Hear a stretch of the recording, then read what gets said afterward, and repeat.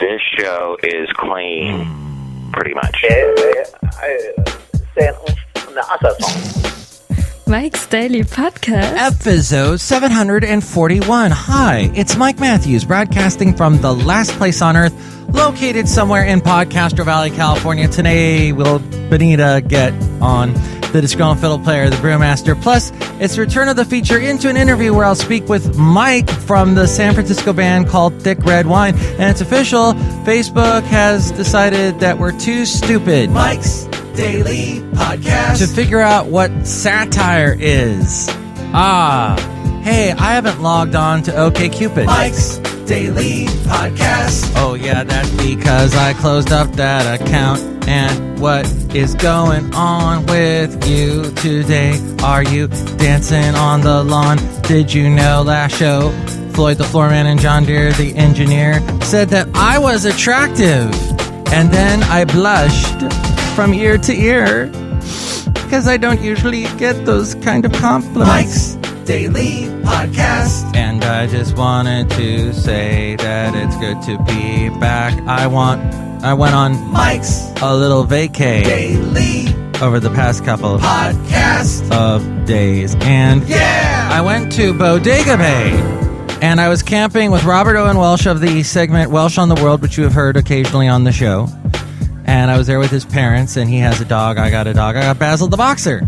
Yes, it was a wonderful time. However, Bodega Bay has a very strict no dog on beach policy, which was a bit of a bummer since there's so much beautiful beach up there, and you can't take your dog on any of the beaches. Oh, look, it just walked in. Hi, Mike. It's Benita, the rodeo queen. How y'all doing? And it's a disgruntled fiddle player, tell you what. What? I hate all these rules. In the South, we don't have any rules. You just do whatever you want. It's called freedom. Well, they've got these rules because of the snowy plover. They're trying to keep that from dying out. I think that's what I heard anyway. So no dogs allowed on the beach. All right. So you take your dog up to Bodega Bay, and the dog sits in the car the whole time. That's ridiculous. Just want you to know that I'm getting a little bit tired of all the dang rules here in California. Everywhere you go, you can't make a freaking U-turn anymore. There's nowhere. What? So it takes about 2.5 hours to get to Bodega Bay, and I was coming home from there, and I had to use the bathroom somewhere. And, there's a gas station, right? Gas station's always got a bathroom you can use. I go over there to use it. It's right there. The doors are open. Oh, but I can't. The lady's cleaning them. She says, no, you can't go in for 5 minutes. I'll have peed my pants in 5 minutes. Thank you very much, ma'am. I ended up going to a park. I found a park where you can let your dog off leash. And I will tout this park. And I will scream it at the top of my lungs. No, I won't. That would hurt your ears. It's called Point Isabel. If you have a dog and you're in the Bay Area, you must go there. It is just there on the border of Berkeley and Richmond. It has a beautiful view of the Golden Gate Bridge, Alcatraz, the city. You can see Angel Island. I've posted pictures of this place before. It's just wonderful, and your dog always has a fun time. And I have rarely ever seen a dog fight. So, I'm just fed up with all the rules, Disgruntled Fiddle Player. Yeah, you know what? I am too. That's why I hate Democrats. Why? Why do you hate them? Because all they do is regulate. Everything's got to be regulated. It was Reagan that deregulated the media, and that's how Rupert Murdoch got to buy everything up and everything. Everything belongs to him now. Oh, that's wonderful. Look who else just walked in. Hello there, Mike. I'm Mike the Root Beer. I'm the Brewmaster. Oh, boy! Brewmaster, this show, it breaks a lot of rules, right? How many shows have a bunch of goofy characters at the beginning and have the guy who hosts the show sing an improvisated song? Actually, no, wait. I spent hours writing those lyrics. And if you believe that, I have a very nice bridge to sell you that you can see from Point Isabel. So that's what this show is all about. What are you all about, Brewmaster? Making root beer and trying not to stink too much. Oh, that's a good rule. The studio audience loves that roll. What root beer did you make today? Mike, I made a delicious, I think you're attractive oat beer. Oh, you think I'm attractive? Just like Floyd, the floor man, and John Deere, the engineer, told me I was attractive. That made me feel really good. They said that bald is beautiful, and I shouldn't feel self-conscious. You shouldn't, Mike. Here, have this root beer. No, that's okay. I don't want any. I think it'll make me look fat. Hey, this is some... Wow. All right, I'll take a little sip. Oh, delish. Oh, and I did get fat. Wonderful. So, stories posted in users' feeds are being tagged as satire in an apparent move to prevent them from being mistaken for real news stories. This according to BBC.com. Satirical stories have provoked confusion and angry comments from some social media users. That's because some people just don't know what satire is, and that little red flag that makes you go, oh, this is a joke. Sometimes I guess it's not clear enough for some people in their highly developed minds.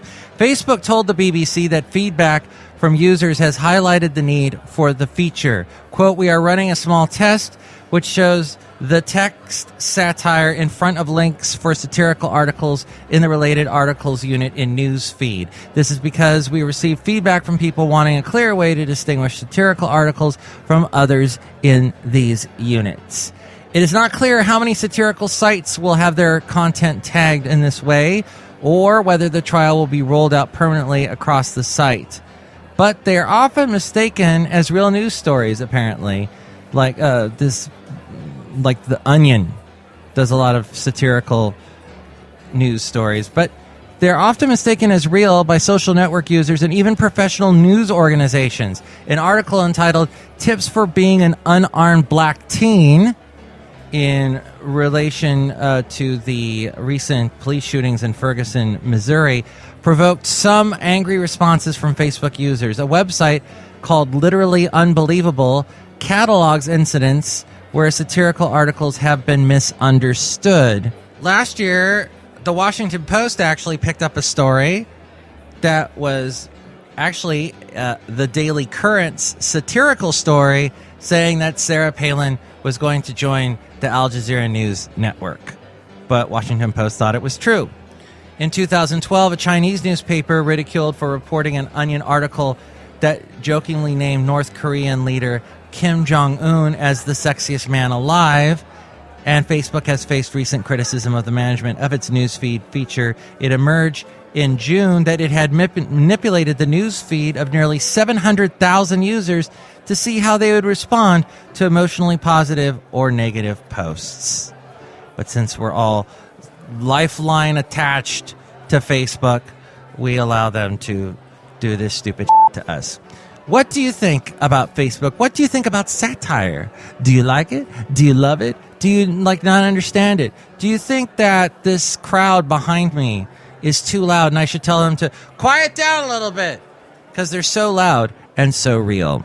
Email me, MIKEs-DAILY-PODCAST@gmail.com. We read your comments on the section emails from email. Also email me there if you'd like to be a guest on the show, or if you'd like to sponsor the show, MIKEs-DAILY-PODCAST@gmail.com. Check out the website, too, MIKEs-DAILY-PODCAST.com. I got the blog there, the Daily Podcast picture, also all my past interviews. And there are links to where to find us on Twitter, Tumblr, Yelp, Podomatic, Mixcloud, Spreaker, SoundCloud, YouTube, Stitcher. There's a link to where to find us on iTunes. Subscribe to the show in iTunes, and you can rate and comment on the show there. That also helps us out. More people find out about us that way. It improves our ranking as well. There's also the Facebook page. Like the Facebook page, and when I post a new show, share it with your friends. More people find out about us that way. Another great way to support the show, too, is through the Amazon deal of the day that you can find at MIKEs-DAILY-PODCAST.com. Click on that and buy something at a great discount, and we get a little support from that as well. All at MIKEs-DAILY-PODCAST.com. Into an interview. Hello? Oh, that's better. Much better. Oh, there's nothing like a nice phone line. Definitely. There's a little bit of a thump in the background, but I think that's okay. We can just pretend that there are giants that are dancing around us. I'm good to pretend that. And then it vanished just as I made that suggestion. Oh well. Hi, Mike Wojciechowski. Mike Wojciechowski, how are you? I'm doing well. I'm very, very proud of you. You got the pronunciation right there. I mean, that's really impressive. It is a heck of a name. Wow. It's a great name. What is that? It's Polish. It's actually like Smith in Poland. It's like one of the most common names you can get there, which is very weird. But they go with 4 syllables instead of the 1 syllable for Smith. Yeah, exactly. I don't really know how the CIE makes an sound either. I mean, that's definitely been a little confusing. Well, I don't know. I'm not a Polish scholar, unfortunately. Me either, you know. And you are the band Thick Red Wine. I am. So, I am one of a handful of people who have been performing under the name, but the main guy. So, but yeah, it's a little bit easier to go as Thick Red Wine when your last name is Wojciechowski, you know. And how was this band born, Mike Wojciechowski?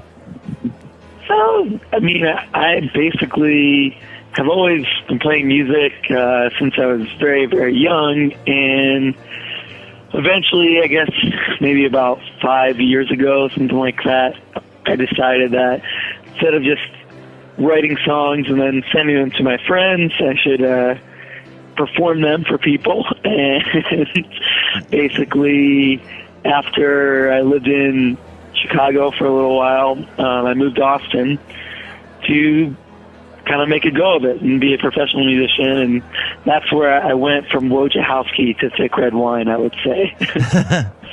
And why the name Thick Red Wine? So there's a band actually from Southern California called the Mountain Goats.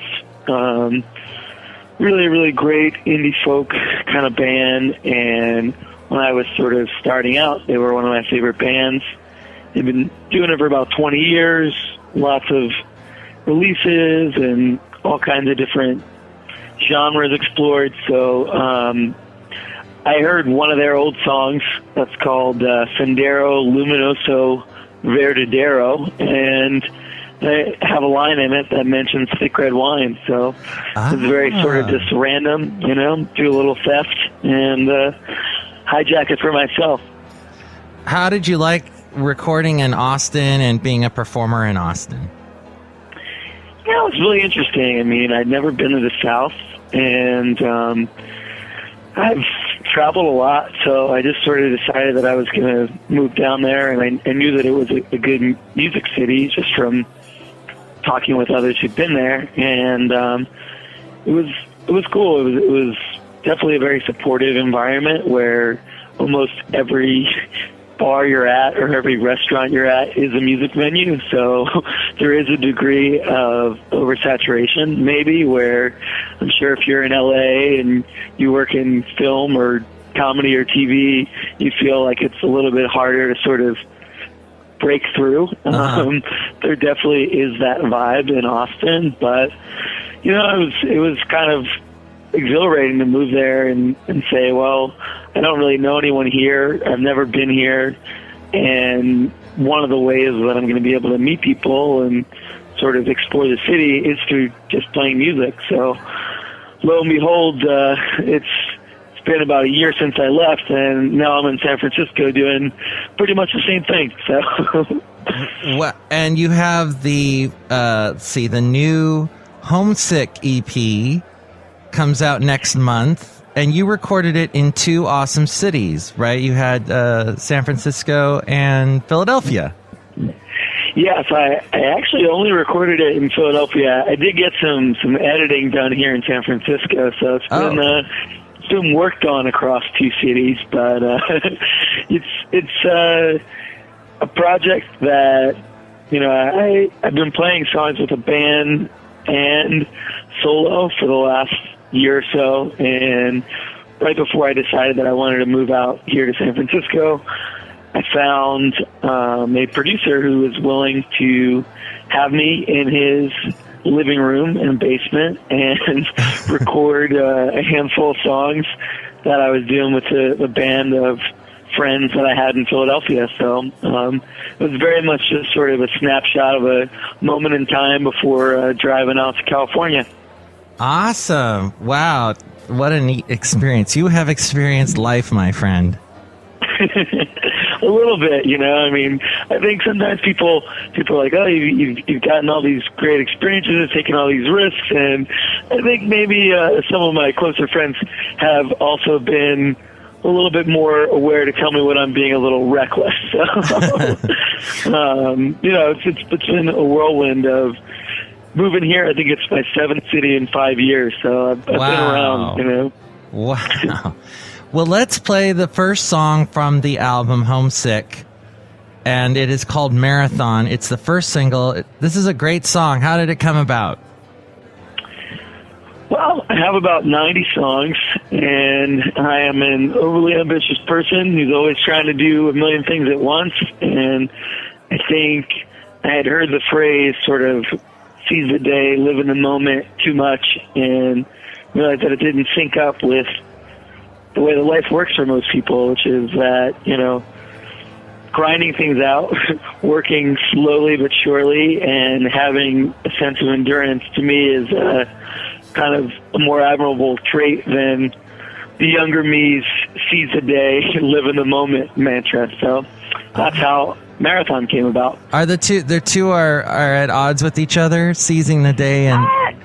I don't know, you know. I mean, I think in some sense, you know, I definitely love the idea of sort of instantaneous release. So if you're an artist, the idea that instead of reworking, you know, a piece of writing or music 100 times and realizing that you're never going to be happy with it, to just put it out and just do it, you know, right in that moment.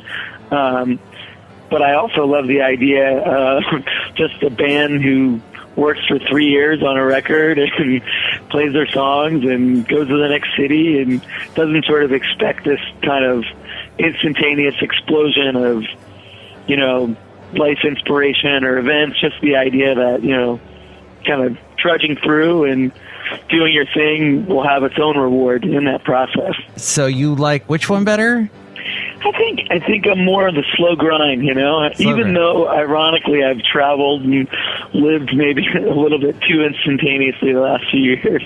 It's nice to me, the idea that there's always going to be a band playing Wednesday night at the same bar who's been working on their songs and growing up together, and that, you know, maybe their experience is a little bit less anthologized in the dreams of being an artist or, you know, being a musician. Where can they find this song right now?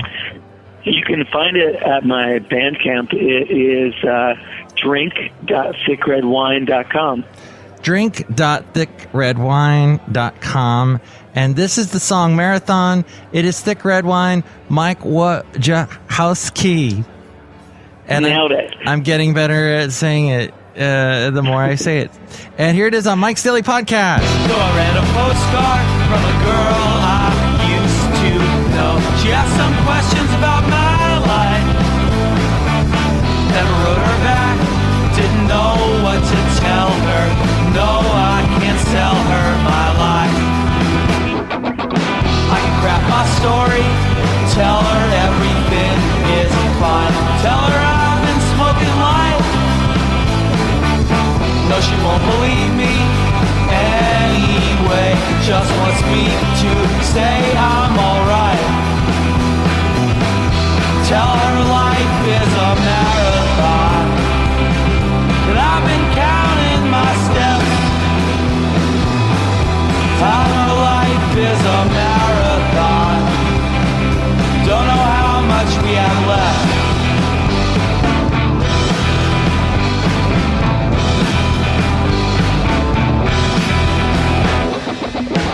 My songs are longing, desperate pleas for love. They are really not that desperate. Haven't made much money, but I've made many friends. They will be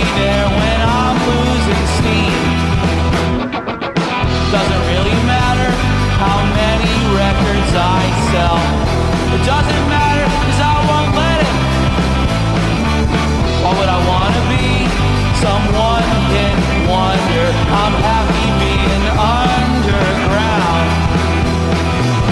Cause I know life is a marathon, and I'm not running for time. I know life is a marathon, and I'm not falling behind.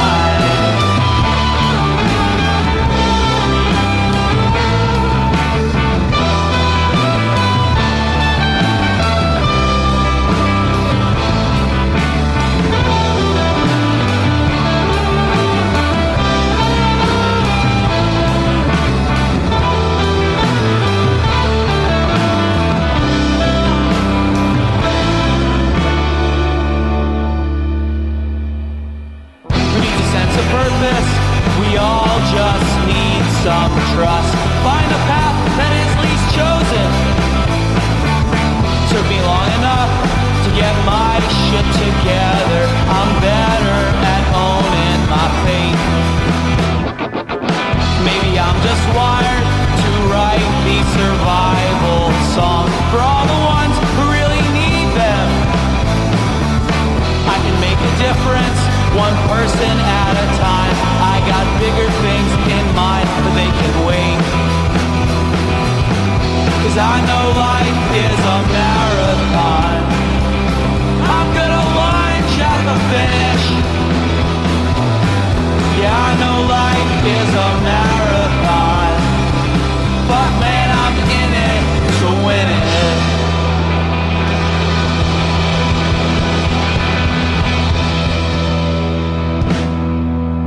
That is Marathon by Thick Red Wine, and I will have part 2 of our Into an Interview tomorrow as we go outside the last place on earth where we bring you Mike's Daily Podcast somewhere in Podcastro Valley, California. And here's today's podcast picture. And the picture is of Mike Wojciechowski sitting on some steps, and you can see what he looks like. And then you can go see him perform at the DNA Lounge a week from this Friday. And you can see that all there at MIKEs-DAILY-PODCAST.com. Mike, did you forget, like, what your website was called? Was it too difficult for you? Yeah, like I forgot it was named after the show. You should have named it DisgruntledFiddlePlayer.com. No, Why not? because it's not satirical enough. I don't understand satire. It confuses me. It befuddles me. I look at satire and I go, why do you exist? Uh-huh. Hey, we haven't talked to your wife yet. It's probably a good thing. How are you, Benita? I'm fine. I love satire. I love hearing people talk that don't really exist. What do you mean? Like, I don't know. People. You exist. Yeah, I do. So does my horse, Nellie. Wow, that horse is huge. It's giant. It's big. Its head is as big as Chris Christie's head. So large. Don't make fun of a Republican presidential candidate. Possible candidate. Okay. He does have a big head. I agree. Tomorrow we will bring you part 2 of my Into an Interview with the wondrous band Thick Red Wine. Plus, we will hear from Madame Rutabaga, Valentino, and Bison Bentley. Mike's Daily Podcast is written and produced and performed by Mike Matthews. His podcast is super easy to find. Download or listen to his show and read his blog at MIKEs-DAILY-PODCAST.com. Email Mike now at MIKES-DAILY-PODCAST@gmail.com. See you tomorrow. Bye! Mike, I hate all these rules in California. I'm gonna leave and go back to the South where I can let my hair down and take my brassiere off. Bye, too much information.